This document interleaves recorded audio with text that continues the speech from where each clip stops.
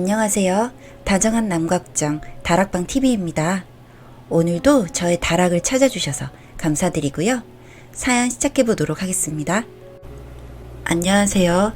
저는 39살에 임대 사무실을 하고 있는 여성입니다. 저는 현재 남편과 자녀 1명을 두고 있는 어찌 보면 평범해 보일 수 있는 가정을 가진 사람입니다. 이렇게 글을 쓰는 이유는 제가 사람으로서 존대를 받게 된 계기가 주변 친구들에게 긍정적인 계기가 되었다고 해서 한번 제 얘기를 써보는 게 어떻겠냐고 해 이렇게 써보게 되었습니다. 저는 지방에서 나고 자랐고요. 첫째였지만 여자였기 때문에 집에서 내리 아들 사랑에 저는 어릴 적부터 열등감에 찌들어 있었습니다. 욕심도 많아졌고 남들이 안 볼 때는 표독스럽기까지 했어요. 남들이 보면 어머 저 사람 왜 저래? 같은 그랬던 사람일 수도 있어요. 친한 친구들은 지금에서야 이야기해 준 거지만 어릴 적에 저는 참 불쌍하면서도 얄밉고 정말 귀찮은 애였다고 해요. 물론 저도 정확히 알고 있습니다. 제가 얼마나 열등감이 심했냐면 사람 눈도 제대로 못 쳐다보기도 했고 어떤 여자가 지나가며 저 사람 나보다 이뻐? 저 사람 나보다 날씬해? 내가 더 낫지? 이런 식으로 친구들을 귀찮게 하기도 했어요. 그런데 공부를 포기하기도 했어서 하는 일은 다 기초적인 사무직이었어요. 그래서 더 열등감 속에서 빠져나오지 못한 것 같아요. 사회에서 만나 저를 예쁘게 보시던 분들도 저랑 조금만 같이 지내다 보면 저한테서 정이 떨어진다고 했던 것도 생각이 나요. 사람을 지치게 하고 우울하게 한다고 했죠. 언니, 저는 너무 못생긴 것 같아요. 일이 너무 힘들어요. 왜 이런 일까지 해야 돼요? 저는 잔업도 이해 못했고 퇴근 후에도 회사 일을 생각해야 한다는 게 당연한 건지 몰랐어요. 그래서 회사 생활도 오래 못하기도 했어요. 그런 제가 가족들에게 제대로 된 사랑을 받았을 리가 없죠. 가족들도 저를 무시하기 일쑤였고 저는 부정적이라며 얘기 나누기조차 꺼려했는데 집에선 저를 없는 사람 취급하기도 했어요. 한날은 엄마가 절 붙잡고 울더라고요. 넌 왜 이러냐고, 왜 이렇게 못난 생각만 하냐고, 네가 이러니 네 애비랑 네 동생이 너 무시하는 거 아니냐고, 그렇게 살다간 혼자 늙어 죽을 거라고, 정신 좀 차려, 남들의 반만 좀 따라가라고. 안타까움이 가득 담긴 말에도 저는 그땐 정신을 차리지 못했고 엄마가 잔소리만 많다, 가족들이 무시해서 그렇지 내가 뭐가 나쁘냐는 생각뿐이었습니다. 그래도 마지막에 결혼도 못할 거라는 말에는 충격을 받았는데 남들이 하는 결혼이라도 하고 싶어서 선을 자발적으로 알아보려 다녔고 선보는 상대들 앞에서는 최대한 제 생각을 말로 하지 않으면 되지 않을까 하고 생각하고 있던 저였는데 그때부터 제 자신이 뭔가 남들과는 생각이 다르구나 하는 것을 알아차릴 수 있었어요. 여하튼 저를 숨기고 선 만남을 지속했던 것 같아요. 그래서 만나게 된 게 현재 남편이에요. 남편은 대기업 하청회사의 엔지니어였어요. 그래서 월급도 저의 기초 사무직에 비해 2배가 넘기에 그것만 보고 욕심이 생겨서 이 남자를 잡기 위해 애썼고 결혼에 성공했습니다. 제가 결혼하게 됐을 때 아빠가 처음으로 잘 살아라 제발 이렇게 말하더라고요. 평생을 제가 어찌 살고 하며 사셨다고 그날을 울었습니다. 저희 부모님은 남편 가족들에게 너무 감사해했고 시댁분들은 으쓱하기도 한 날입니다. 그리고 시작된 결혼 생활은 제가 꿈꿨던 생활과는 너무 달랐습니다. 다들 아파트에 사는 줄 알았고 정말 TV 속 모습만 상상했던 것들이 깨진 순간이었어요. 저희가 살게 된 집은 아파트였지만 작았고 단지 내부도 공원 같지 않았습니다. 남편은 잘 씻지 않았고 아침에는 입냄새가 나고 밥을 차려달라고 하고 집 청소는 끝이 없고 남편이 주는 생활비는 부족했어요. 회사 생활이었다면 바로 그만뒀을 텐데 저도 자존심만 센 사람이라 이혼하자 말도 못했습니다. 그런 생활들 속에서 남편의 저에 대한 생각들도 많이 바뀌었습니다. 매일 쏟아지는 제 불만과 제가 우울한 사람이라는 것과 남들과 비교하기 일쑤이고 머리에 든 것도 없는 여자라는 생각이 확실히 자리 잡은 듯 했습니다. 가끔 술에 거하게 취한 날이면 저한테 속았다며 너는 생각하는 게 왜 그따구냐며 어떻게 너 좋을 대로 살 생각만 하고 노력이라고는 안 하냐 머리에 뇌가 들어있긴 하냐고 저를 몰아세우기도 했습니다.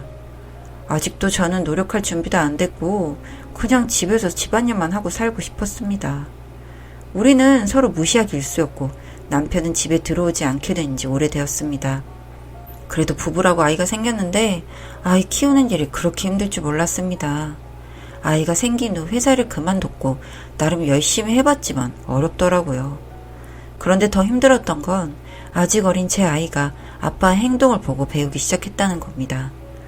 아이가 생긴 후로 아이를 보러 집에 자주 오는 남편인데 아이 앞에서도 아이를 대하는 저를 무시하기 일쑤고 본인이 하겠다며 아이와 많은 시간을 할애했습니다.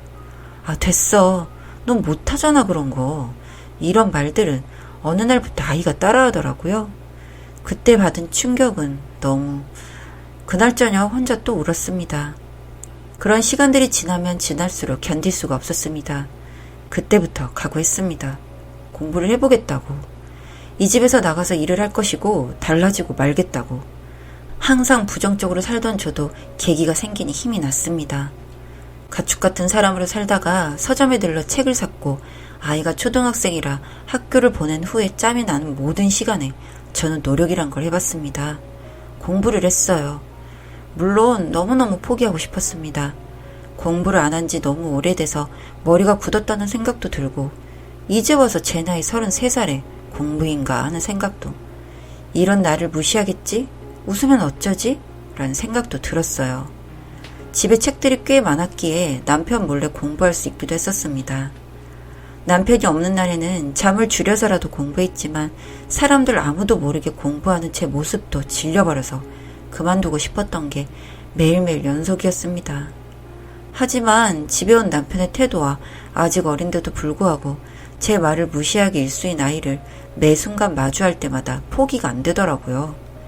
잠이 드는 순간까지 공부 생각뿐이었습니다. 그렇게 1년 동안 공부하며 직접 부동산에 가서 집 매물 보는 법도 물어보고 경매장에도 참석해보는 등 가족들도 모르는 노력을 몰래 해왔습니다. 그리고 저는 33살부터 시작한 공부로 35살에 공인중개사를 취득했고요. 큰 부동산 회사에서 취업해서 배운 것들을 사용하고자 했습니다. 친정 엄마에게 부탁해서 제가 회사로 출근한 기간에는 아이를 부탁했으며 제 월급의 일부를 드렸습니다. 원래 가정도움이나 보모 일이 월급이 회사원과 비슷하더라고요. 알고 나니 그냥 부탁하기 어려워 드리게 되었는데 엄마가 신기하게 바라보더라고요. 제가 제 생각 말고 남 생각하는 것을 처음 보았다 했습니다. 쑥스럽더라고요. 평생 내가 내 멋대로 살았구나 하는 생각이 들었어요. 공부는 평생 하는 거라더니 네, 정말 회사 다니는 동안에도 매일 공인중개사 시험 준비하던 때와 같았습니다. 능력을 인정받아 직급이 오를수록 더 많은 것들을 공부하고 싶었습니다. 회사에서는 인정받아도 아직 집에서는 그런 저를 모르더라고요. 그러니 더 회사에 노력을 쏟게 되었습니다. 그렇게 3년이 지나자 저는 부동산 업계에서 이름을 날린 사람이 되었더라고요. 제가 버는 제 월급은 남편을 뛰어넘은 지 오래되었습니다. 아직도 가족들에게 비밀로 한 이유는 모르겠어요. 말하면 바로 대하는 게 달라졌을 것 같은데 말이에요. 가족들은 제가 회사를 오래 다니는 것만으로 이미 새롭게 보고 있긴 했어요. 아이도 엄마가 회사원이라니 멋있어 하더라고요. 남편도 친정 식구들도요. 남편에게 말 안 했지만 제가 모은 제 월급이 정말로 상당했습니다. 큰 부직건이 성공하면 몇 천만 원이 들어오기도 했으니까요. 아파트 계약만 잘 따가기만 해도 몇백만 원이 계약한 아파트 건수별로 들어오기도 했기 때문에 상당할 수밖에 없었는데요. 최근에 외곽 지역에서 중심지에 위치한 아파트 단지로 이사를 했습니다. 기존에 살던 아파트 비용을 보태 나머지 돈은 다 제가 모은 돈으로 이사했습니다. 큰 집에 놀이터가 크고 또래 아이들이 많은 아파트 단지가 마음에 드는지 아이가 행복해했고 남편은 얼떨떨해했습니다. 그간 수고에 감사하다며 남편 몰래 엄마 아빠를 해외여행 패키지로 보내드리기도 했습니다. 아직도 제가 얼마 버는지에 대해서는 말해주지 않고 있지만 남편은 이젠 절 존경합니다. 사람이 변할 수도 있구나 하면서 제 친정 아빠와 만나는 날에는 술 한잔하면서 남편이 그동안 홀대한 게 너무 죄송하다고 아빠에게 술버릇처럼 사과하는 일도 생기곤 합니다. 이제 저는 옛날과 성격이 달라요. 예전에는 모르는 일은 시도조차 하지 않았고 회사에 남아 잔업을 하는 것을 이해하지도 않았고 내 기분이 최고고 나보다 남들이 행복하면 안 됐던 부정적이고 우울했던 저는 사라지고 가족들의 존경을 받고 부모님께 용돈도 드릴 줄 알고 회사 사람들과 여행도 할 줄 아는 즐거운 사람이 됐습니다. 성격이 어떻든 나이가 들면 철이 드나 봐요. 어릴 때는 마냥 어린 나이가 좋았는데 이제는 제 나이가 너무 좋습니다. 나이가 들수록 깨닫는 것도 많고 눈이 오히려 넓어진 듯한 기분입니다. 늦은 나이도 늦은 게 아니니 언제라도 시작해보세요.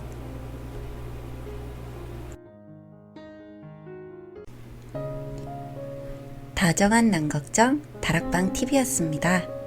다락방 주인에게 구독과 좋아요, 알림 설정으로 응원해주세요.